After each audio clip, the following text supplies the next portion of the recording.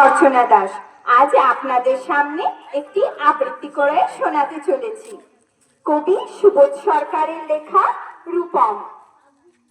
রূপমকে একটা চাকরি দিন, এমএ পাস, বাবা নেই, আছে প্রেমিকা, সে আর 2-1 মাস দেখবে, তারপর নদীর এপার থেকে নদীর ওপারে গিয়ে বলবে, রূপম আজ চলি, তোমাকে মনে থাকবে চিরদিন।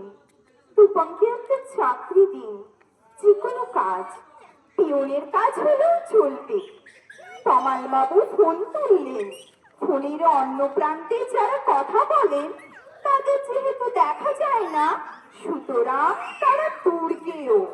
তমাল বাবু মামাকে বললেন রূপমের একটা চাকরি দরকার। মামা বললেন কাকাকে, কাকা বললেন জ্যাঠাকে, জ্যাঠা বললেন বাতাসকে। মানুষ জানলে একরকম, কিন্তু বাতাস জানলে?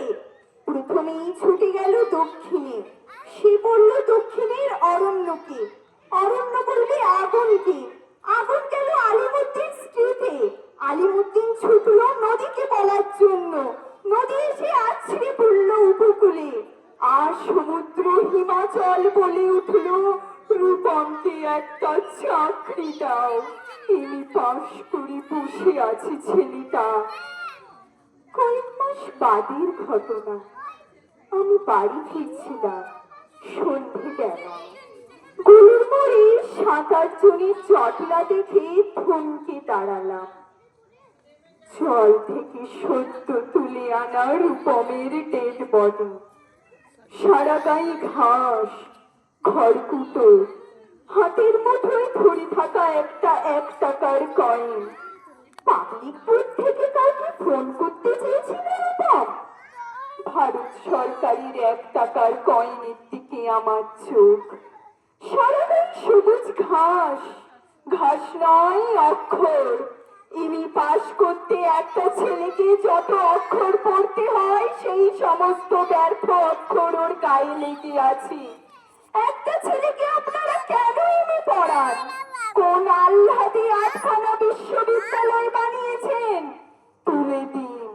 এই কথাগুলো বলবো বলে ফোন তুললাম পবিত্র সরকারের।